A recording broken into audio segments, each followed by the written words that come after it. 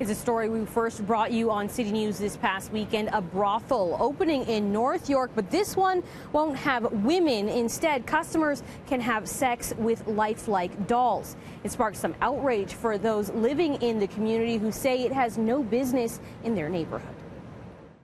At first, when I saw the posters, I thought it was a joke.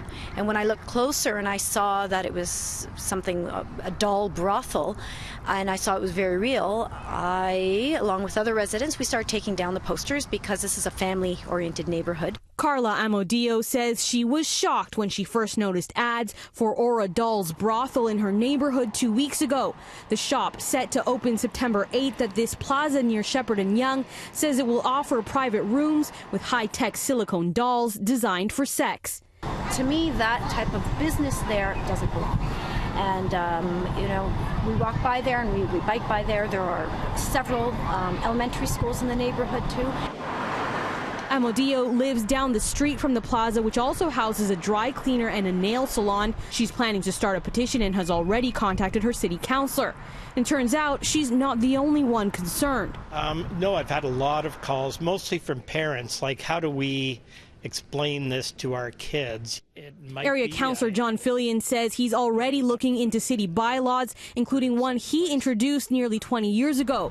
It restricts sex retail shops in North York to industrial areas, but it's unclear if that bylaw is still on the books, and if it is, our city staff need to look at the wording and we'll see if that does the trick. If not, we'll have to come up with something else.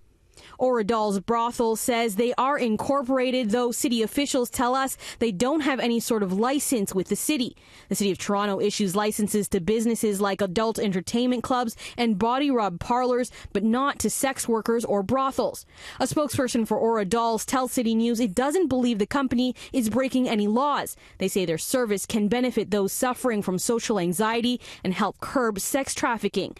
A statement sent to us today reads in part, since this is a new and unfamiliar concept, it's understandable that this will raise concerns and resistance. However, as we move further into the modern age of technology, we must be open to the new ideas and concepts that come with it, as long as it's safe for everybody. We hope to see that our community is willing to adapt to these changes with an open mind, since nobody's being hurt or negatively affected by this service.